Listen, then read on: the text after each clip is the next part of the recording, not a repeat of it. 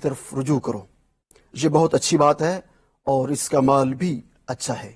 وآخر دعوانا ان الحمدللہ رب العالمین. خواتین و حضرات، وزیر اعظم اسلامی جمہوریہ پاکستان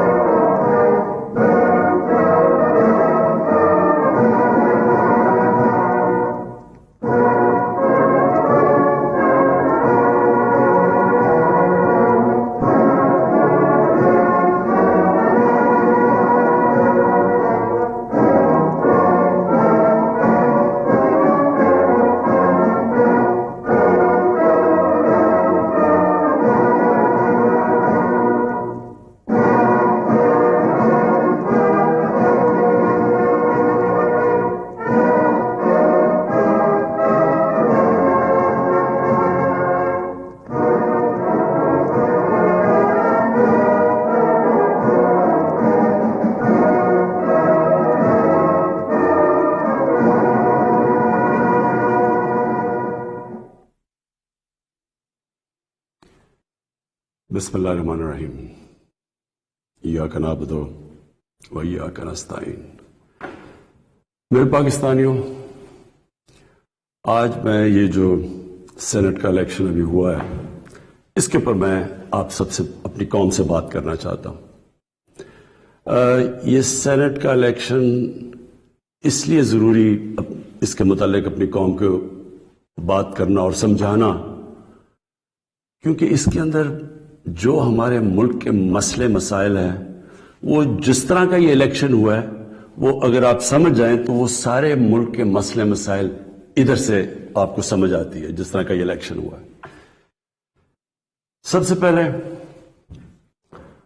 ہم کو 6 سال پہلے تحریک انصاف نے سینٹ میں حصہ لیا، جب پختونخوا میں ہماری گورنمنٹ تھی، تو تب مجھے اندازہ ہوا کہ سینٹ کے الیکشن میں تو پیسہ چلتا ہے.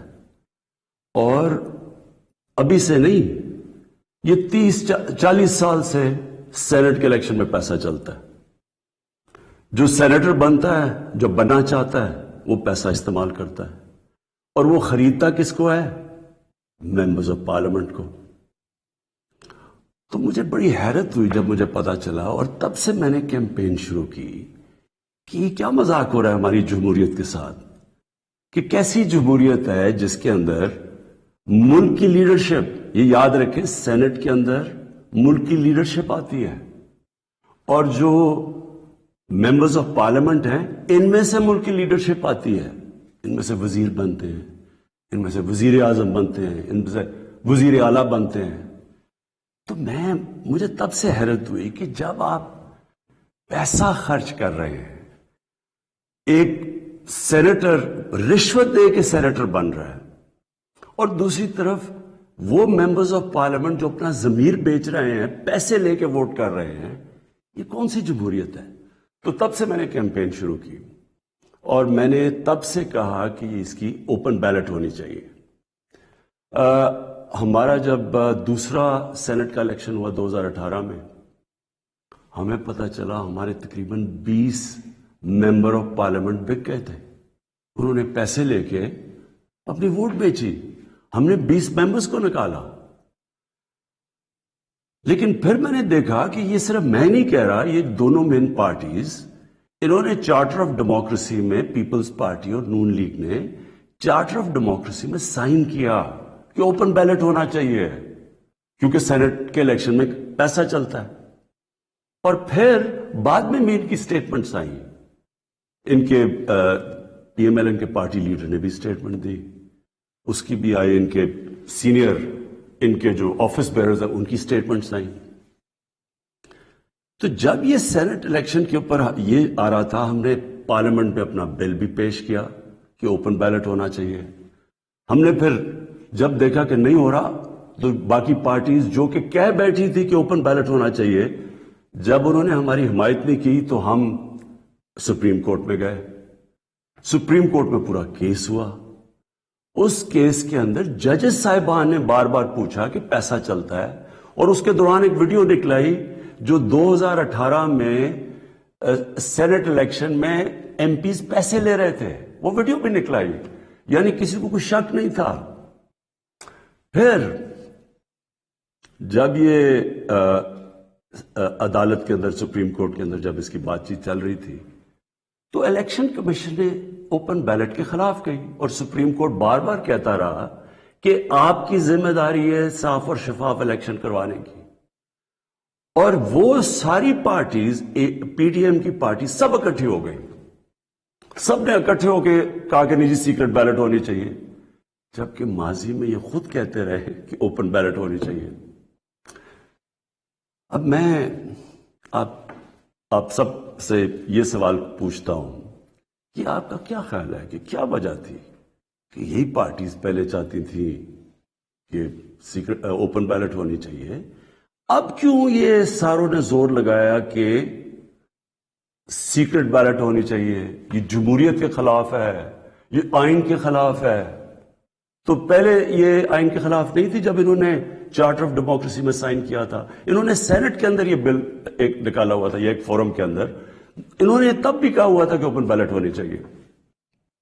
تو میں آج اپنی قوم کے سامنے یہ رکھتا ہوں کہ کیا ہوا، یہ آپ نے سمجھنا ہے۔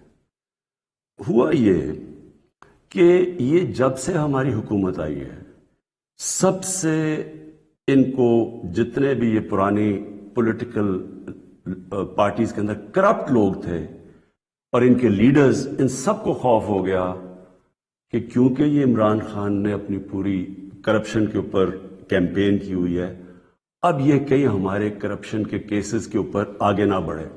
اور یہ میں آپ کو یاد کرا دوں کہ کرپشن کے کیسز ان کے پرانے ہیں، یہ کرپشن ہم نے نہیں کیسز بنائے، یہ ان کے دور کے کیسز بنے ہوئے ہیں۔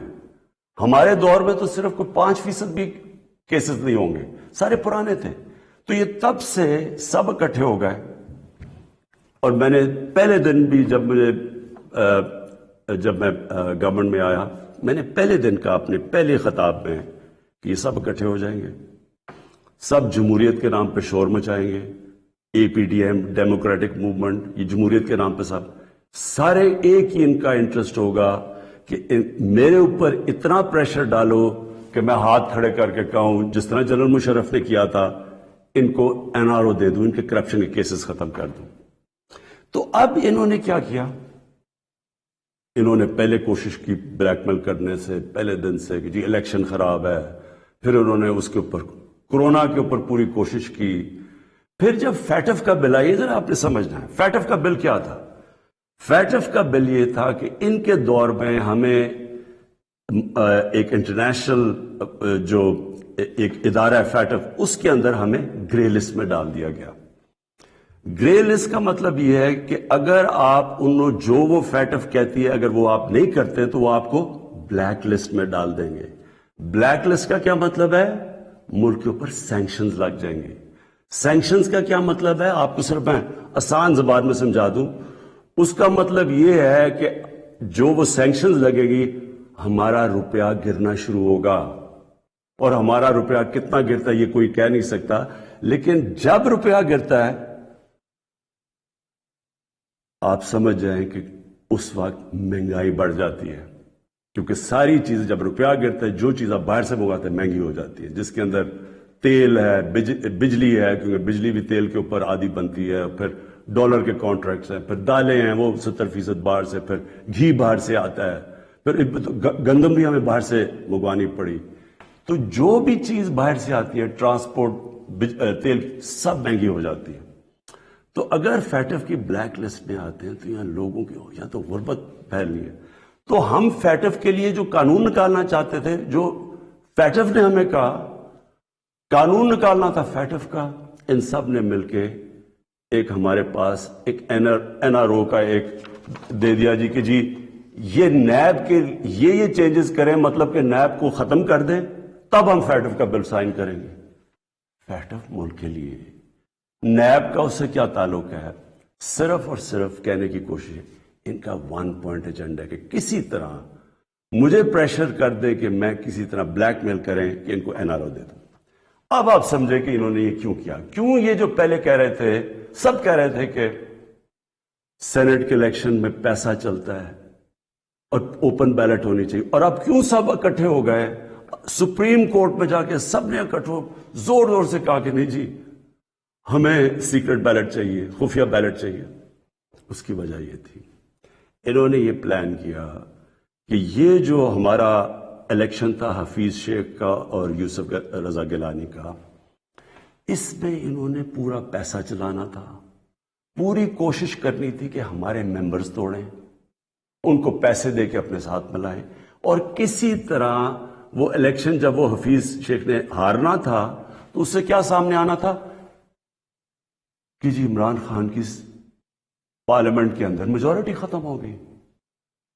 اور میجورٹی ختم حالانکہ ووٹ آف نو کانفیڈنس تو نہیں ہے، لیکن جب یہ ایک دفعہ آ جائے کہ جی عمران خان کے ممبر ادھر جا سکتے ہیں اور ان کے ممبر زیادہ ہو گئے ہیں، یعنی ہمارے ممبرز ان کے ساتھ چلے گئے، اس کا مطلب کہ اگلا سٹیپ یہ ووٹ آف نو کانفیڈنس لے آئیں. تو اصل مقصد یہ تھا کہ ووٹ آف کانفیڈنس کی تلوار میرے اوپر لٹکائیں، مجھے بلیک میل کریں کہ میں کسی طرح ان کو این آر او دے دوں. اب میں بتاتا ہوں کہ آگے میں نے کیا قدم دیے، لیکن میں صرف تھوڑا سا اپنی قوم کو، کیونکہ میں یہ ضروری ہے، آپ میں سے کئی نوجوان، ہماری نوجوان آبادی، ان کو پتہ نہیں ہے کہ میری یہ اب 25 سال ہو گئے، یہ سٹرگل ہے کیا، یہ کیوں تھی.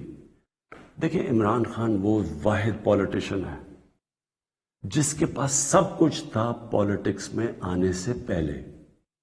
میں وہ آدمی ہوں جس کو شاید ملک میں سب سے زیادہ شہرت تھی، جتنا پیسے تھے میری زندگی کے لیے بہت تھے، مجھے کسی چیز کی ضرورت نہیں تھی. جب میں پالیٹکس میں آیا، میں آیا کیوں پالیٹکس میں ہم وہ ہیں جنریشن جو پہلی، میرے والد میری والدہ ایک غلام ہندوستان میں پیدا ہوئے تھے. میں پہلا پاکستانی جنریشن تھا جو آزاد ملک میں پیدا ہوا تھا، اور ہمیں اپنے ملک پہ بڑا فخر تھا. جیسے ہمارا ملک اٹھتا جا رہا تھا، آج سے 50 سال پہلے، 55 سال پہلے پاکستان کی مثال دی جاتی تھی دنیا میں، ہمیں فخر ہوتا تھا. پاکستان کا دنیا کے اندر ایک رتبہ تھا. ہمارا جب یہاں سے پریزیڈنٹ باہر گیا تو اس کو ایئرپورٹ پہ امریکن پریزیڈنٹ ملنے آیا. یہ اور بھی چھوڑے، یعنی ہماری ہر طرح ایک ملک میں ایک ہوپ تھا، اوپر جا رہے تھے ہم.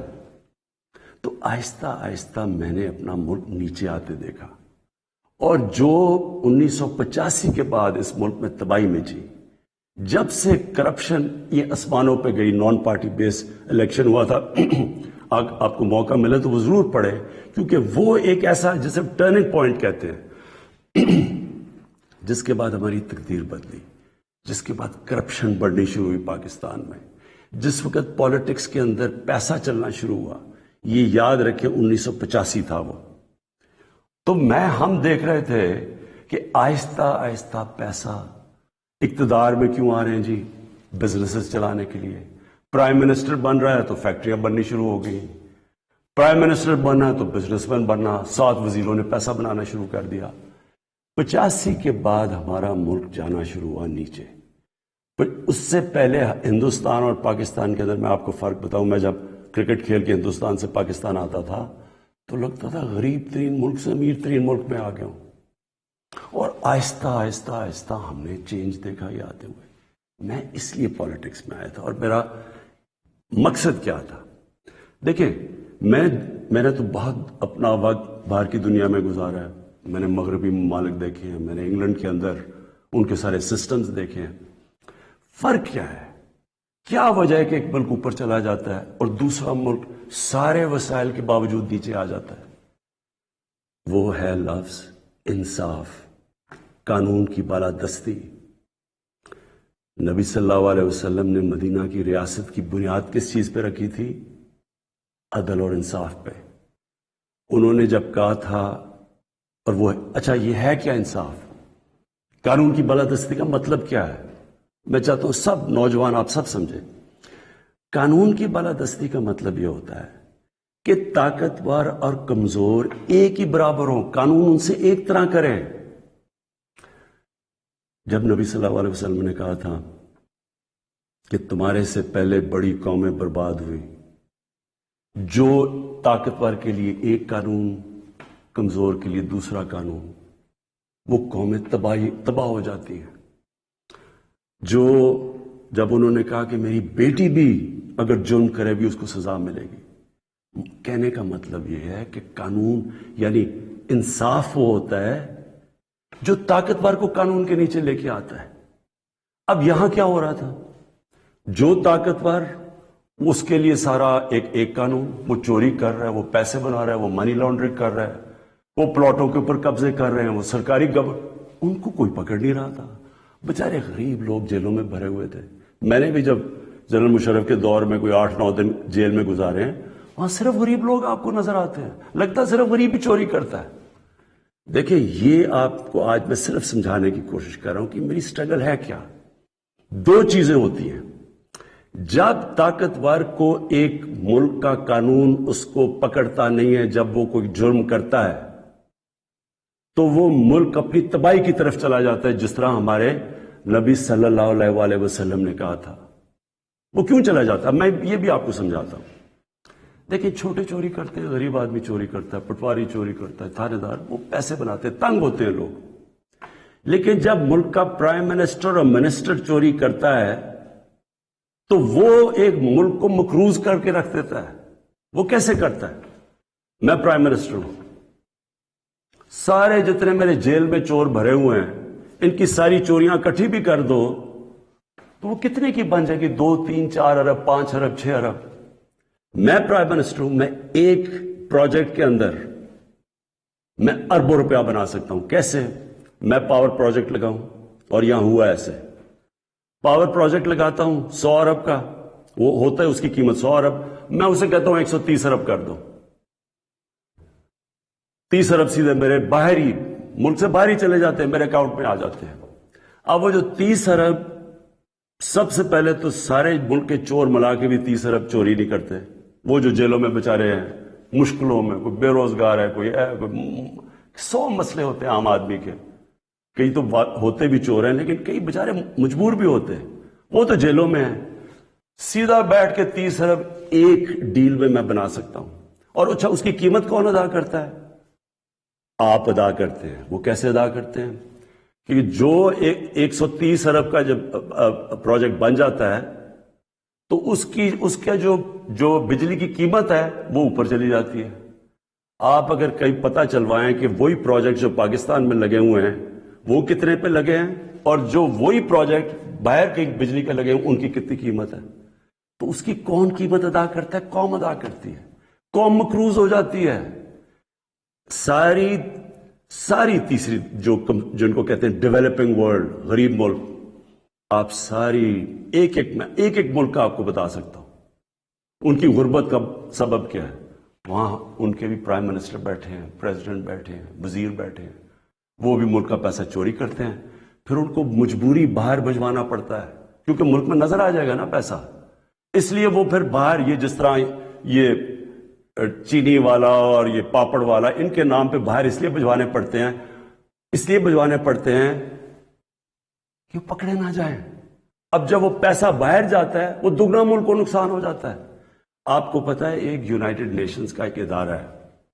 میں یہ چاہتا ہوں کہ آپ پورا سمجھیں کہ اس ملک سے یہ تھوڑے سے جو مل کے یہ جو بڑے بڑے مجرم ہیں کر کیا رہے ہیں آپ کے ملک سے. یہ ہمارے ملک میں نہیں صرف ہو رہا، یہ غریب ملکوں میں سب میں یہی کہانی ہے. جو ایک ادارہ ہے اس کو کہتے ہیں فیکٹائی، یہ یونائٹڈ نیشنز کا ادارہ ہے. یہ کیا کرتا ہے؟ یہ پوری طرح ریسرچ کرتا ہے کہ غریب ملکوں سے پیسہ امیر ملکوں میں کتنا پیسہ جاتا ہے، یا آف شور اکاؤنٹس میں کتنا جاتا ہے، یا بڑے بڑے لندن اور نیو یارک میں بڑے بڑے غریب ملکوں سے لوگ جو گھر خریدتے ہیں وہ اس کی سروے کرتا ہے. اس کے مطابق ہر سال 1000 ارب ڈالر غریب ملکوں سے امیر ملکوں میں جاتا ہے، آف شور اکاؤنٹس میں جاتا ہے. یہ فیکٹ آئی کی رپورٹ ہے. آپ کو پتا ہے ہمارا سارا 22 کروڑ لوگوں کا بجٹ کتنا ہے؟ مشکل سے 60 ارب ہے. ہم 22 کروڑ لوگ جو ہیں، ہمارا سارا بجٹ 60 ارب ہے. تو 1000 ارب غریب ملکوں سے جاتا ہے. ایک 10 سال پہلے رپورٹ آئی تھی پاکستان سے 10 ارب ڈالر منی لانڈرنگ ہو کے ملک سے باہر جاتا ہے. تو یہ ہو کیا رہا ہے؟ غریب ملکوں سے پیسہ جا رہا ہے امیر ملکوں میں. غریب ملک غریب ہوتے جا رہے ہیں. غریب ملکوں اور امیر ملکوں میں فاصلے بڑھتے جا رہے ہیں. غریب ملک جو پیسہ ان کا ادھر خرچ ہو تاکہ روزگار ملے تو اسکولوں پہ چلے یا وہاں وہ اس ملک کے اندر اکنامک گروتھ ہو، وہ پیسہ ملک سے باہر چلا جاتا ہے. تو جو پرائم منسٹر اور وزیر جب کرپشن کرتے ہیں وہ ملک کو مقروض کر دیتے ہیں، قرضے چڑھ جاتے ہیں. وہ قرضے اتارنے کے لیے ٹیکس لگانے پڑتے ہیں. ٹیکس سے مہنگائی ہوتی ہے، مہنگائی سے غربت ہوتی ہے. دوسرا جب وہ ڈالر باہر بیچتے ہیں روپے پہ پریشر پڑتا ہے. جب روپیہ گرتا ہے باہر سے ساری چیزیں پھر مہنگی ہو جاتی ہیں. تو یہ جو میری سٹرگل ہے اس کا مقصد کیا تھا؟ کیونکہ میں نے تو دنیا میں دیکھا ہوا تھا جو امیر ملک سوئٹزرلینڈ جو میں نے دیکھے ہیں ان ساروں کے اندر قانون کی بالادستی کا مطلب طاقتور قانون کے نیچے ہے.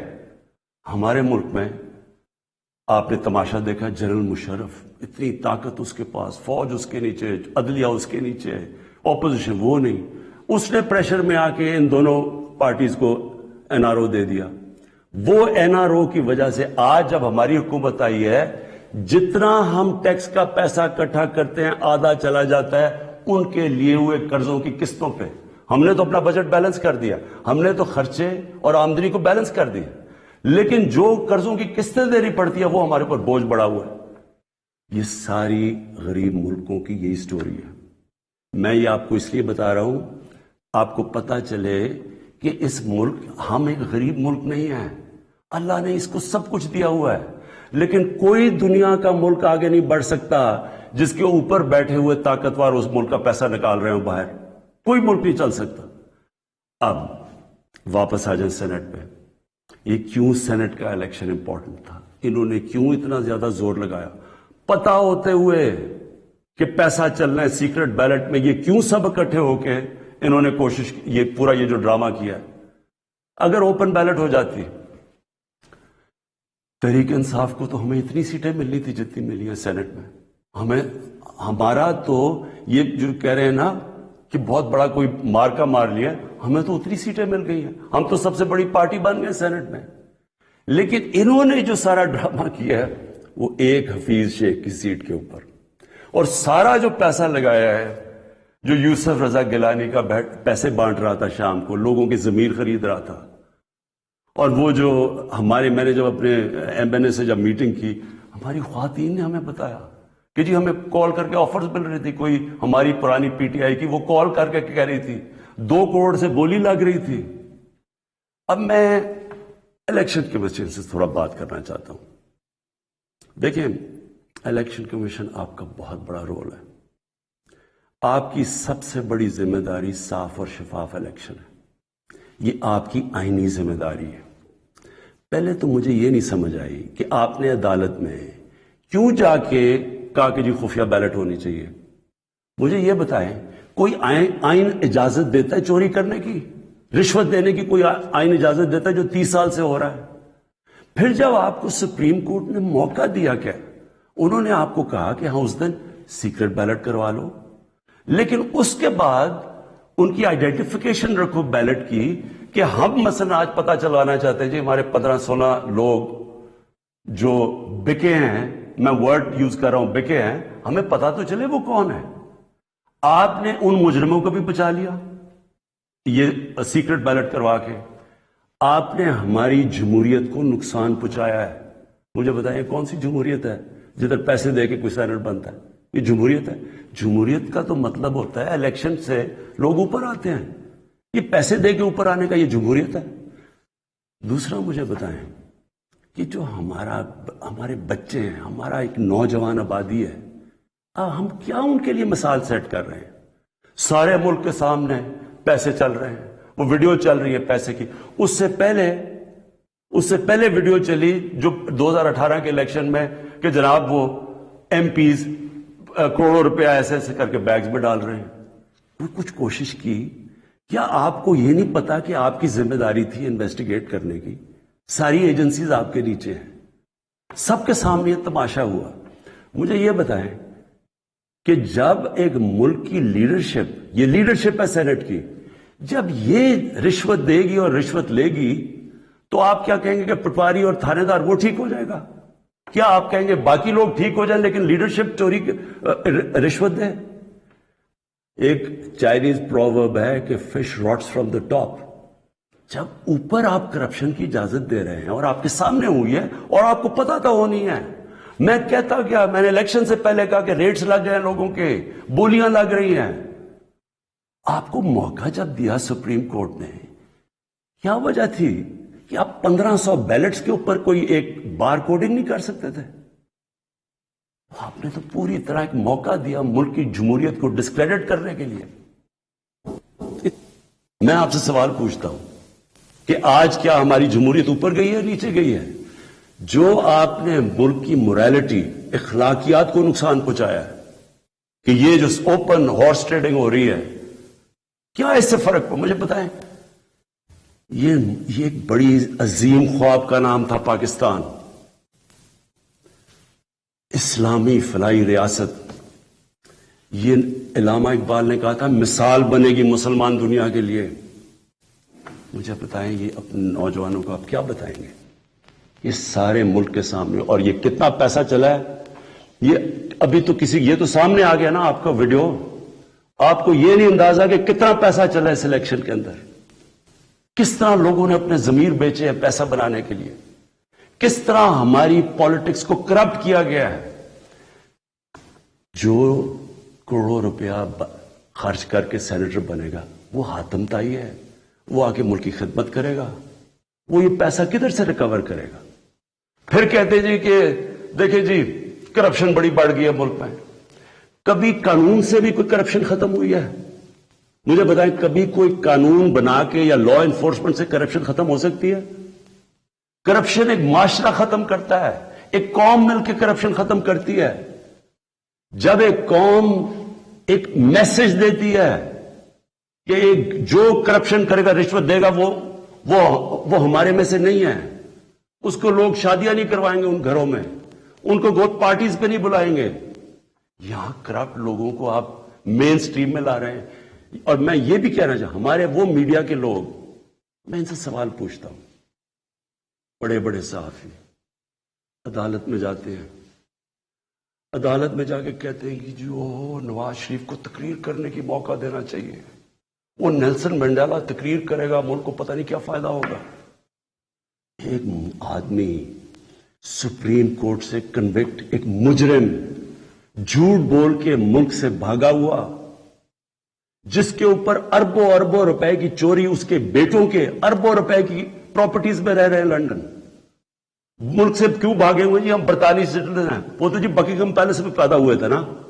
کدھر سے پیسہ آیا ان کے پاس؟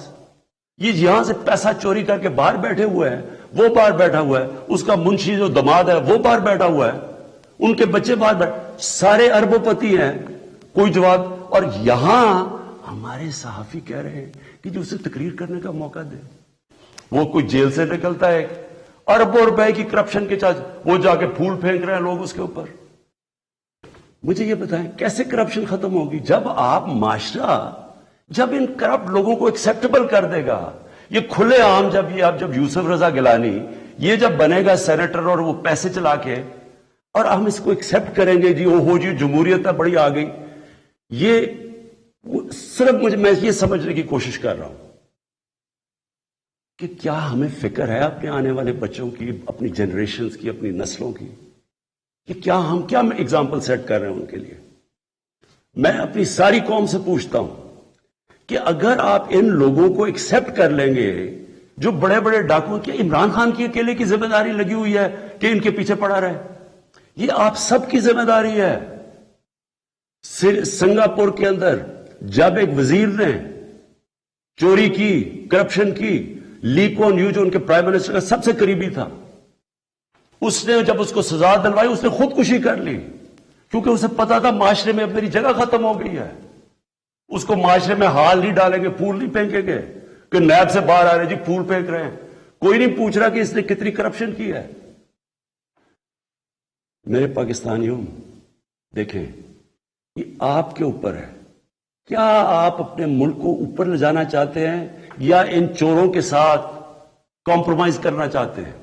ہم آج اس لیے یہاں ہیں کہ ہم نے چوری ایکسپٹ کی، چوروں کو ایکسپٹ کیا. ہم نے ان لوگوں کو جب ہمیں پتا ہوتے ہوئے کہ انہوں نے آپ کا پیسہ میرا تو نہیں پیسہ چوری ہوا، یہ جو پیسہ باہر گیا یہ میرا تو پیسہ نہیں باہر گیا، یہ ہمارا پیسہ باہر گیا ہے. یہ کانٹریکٹ کے اوپر پیسہ بناتے ہیں، ہر چیز کے اوپر. سڑک جو بنی ہوتی ہے 1 ارب روپے میں، وہ بناتے ہیں 1.5 ارب روپے میں، باقی پیسہ ان کی جیب میں. اور وہ سارا آپ ساری قوم جو ہمارے اوپر قرضے چڑھے ہوئے ہیں، پیچھے تو جائیں قرضے چڑھے کیسے ہیں؟ کون سی قوم آگے بڑھ سکتی ہے؟ ایک مجھے قوم بتائیں، ایک ملک بتائیں، ایک مجھے ملک بتائیں جس کے پرائم منسٹر اور وزیر چوری کر رہے ہوں اور وہ ملک ترقی کر رہا اور خوشحالی ہو. ایک ملک مجھے بتا دیں.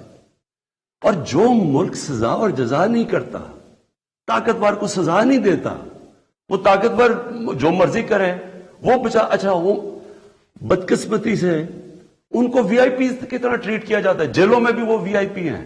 انہوں نے اربوں کی چوری کیا، وہ بیچارہ غریب آدمی نے کوئی کسی کی بھینس اٹھا لی کچھ، وہ اس کا حال دیکھیں اور ان وی آئی پیز کا حال دیکھیں.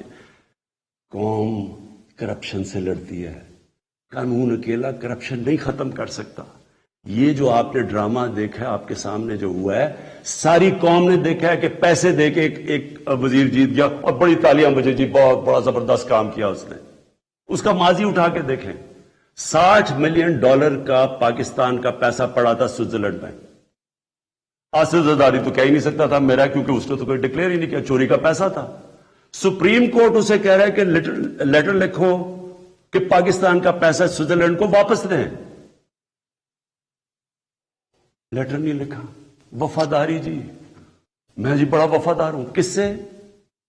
کسی انسان سے وفادار ہوں. پاکستان کا پیسہ سوچے 8-9 ارب روپیہ پاکستان کا باہر پڑا ہے، وہ آ جاتا، ہم اسے کیا کیا کر سکتے ہیں؟ اسکول بنا سکتے ہیں، لوگ اسپتال، 100 چیزیں کر سکتے ہیں. لیکن جی اس نے وہ تو یہ اس کی سب سے بڑی ہے، اس پہ ڈسکوالیفائی ہوا ہے. آج بڑے زوروں شوروں سے جی سینیٹر بن گیا، جی بہت بڑی کامیابی ہوئی ہے. اب میں آخر میں اپنی آپ سے آخری جو بات کرنا چاہتا ہوں وہ یہ، ان کا خیال یہ تھا کہ میرے اوپر یہ نو کانفیڈنس کی تلوار لٹکائیں گے، اور میں کیونکہ مجھے کرسی بڑی عزیز ہے تو میں ان کو کہوں گا کہ جی ہاں جی ٹھیک ہے، میں آپ کو NRO دے دیتا ہوں، یعنی آپ کے جتنے بھی کیسز نے آپ کو ختم کر دیتا ہوں. میں پرسوں کانفیڈنس موشن لے رہا ہوں، اسمبلی کے پاس جا رہا ہوں، کانفیڈنس اپنی اسمبلی کو کہہ رہا ہوں آپ بتائیں سامنے، کیونکہ وہ تو اوپن ہوگا نا. آپ یہ آپ کا ڈیموکریٹک، میں اب اپنے سارے ممبرز کو کہہ رہا ہوں، یہ آپ کا جمہوری رائٹ ہے. آپ کہہ سکتے ہیں کہ جی ہم عمران خان کے ساتھ نہیں ہیں، میں آپ کی عزت کروں گا، ٹھیک ہے، میں نااہل ہوں، اتنا قابل نہیں ہوں. آرام سے ہاتھ کھڑے کرے کہ نہیں ہے، میں اپوزیشن میں چلا جاؤں گا، اگر آپ جیت جاتے ہیں میں اپوزیشن میں بیٹھ جاؤں گا. لیکن خفیہ طور پہ ہاں جی ہم آپ کے لیے ووٹ کریں گے، پیسے لے کے کسی اور کو ووٹ کریں. آپ اپنی آخرت تباہ کرتے ہیں. خوف خدا ہونا چاہیے آپ کو. اوپر والا تو سب کچھ دیکھ رہا ہے، ہمیشہ فکر کیا کرے اپنی آخرت کی.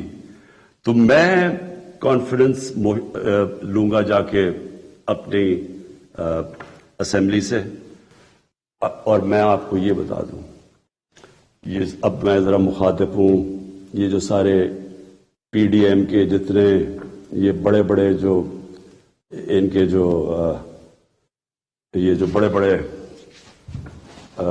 کیا ہیں، یہ جو بھی ہیں، آپ سب کو میرا یہ پیغام ہے، دیکھیں مجھے اگر پاور ملی جاتی ہے مجھے کیا فرق پڑتا ہے؟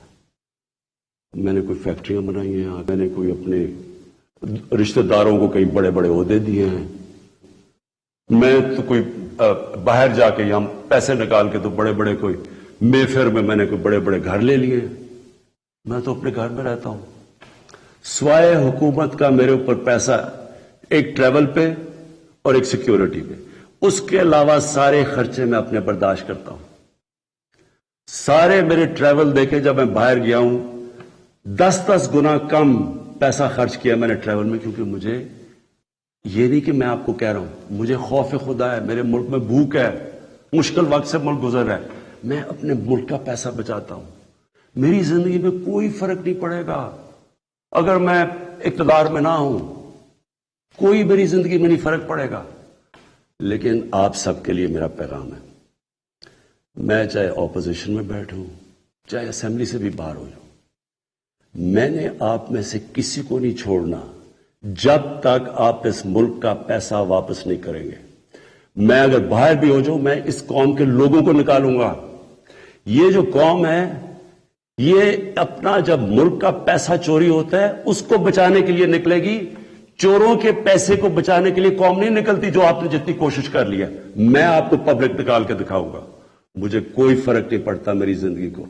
मुल्क के लिए जब तक मैं जिंदा हूं, मैं इस मुल्क में कानून की बालादस्ती के लिए अपने मुल्क के अंदर ये लोग जो कि मैं इनको मुल्क के गद्दार कहता हूं, जो चोरी करके पैसा बाहर लेके जाते हैं, मैं इनका मुकाबला करता रहूंगा। और मेरा ये ईमान है कि अल्लाह इस मुल्क को बड़ा अच्छा वक्त दिखाने वाला है। मुझे ये मेरा ईमान है कि ये मुल्क एक अजीम मुल्क बनेगा, और ये बनेगा ही तब जब ये सारे बड़े बड़े डाकू जेलों में होंगे। पाकिस्तान पाइंदाबाद। वजीर आजम इमरान खान कौम से खिताब कर रहे थे। उन्होंने कहा कि अपोजिशन ने हफीज शेख को हराने के लिए पैसा चलाया। हफीज शेख को हराकर ये साबित करना चाहते थे कि हुकूमत अक्सरियत खो चुकी है। अपोजिशन ने हफीज शेख को हराने के लिए पैसा चलाया। ये मुझ पर तहरीक अदम एतमाद की तलवार लटकाना चाहते थे और चाहते थे कि मैं इन्हें एनआरओ दे दूं। इससे ये साबित करना चाहते थे कि इमरान खान पर मेंबरान ने अदम एतमाद का इजहार किया। वजीर आजम ने यह भी कहा कि 1985 के बाद मुल्क में तबाही आई। 40 साल से सेनेट इलेक्शंस में पैसा चल रहा था। हैरत की बात तो ये है कि लोग रिश्वत देकर सेनेटर बनते हैं। हमारी जमहूरियत के साथ ये क्या मजाक हो रहा है? वजीर आजम इमरान खान ने ये कहा। हमें इस वक्त ज्वाइन किया है इरशाद आरिफ साहब ने। बहुत शुक्रिया सर आपके वक्त का। सर, वजीर आजम का खिताब आपने सुना भी। वजीर आजम खासे पुरएतमाद नजर आए और उन्होंने कहा कि मैं एनआरओ किसी सूरत नहीं दूंगा।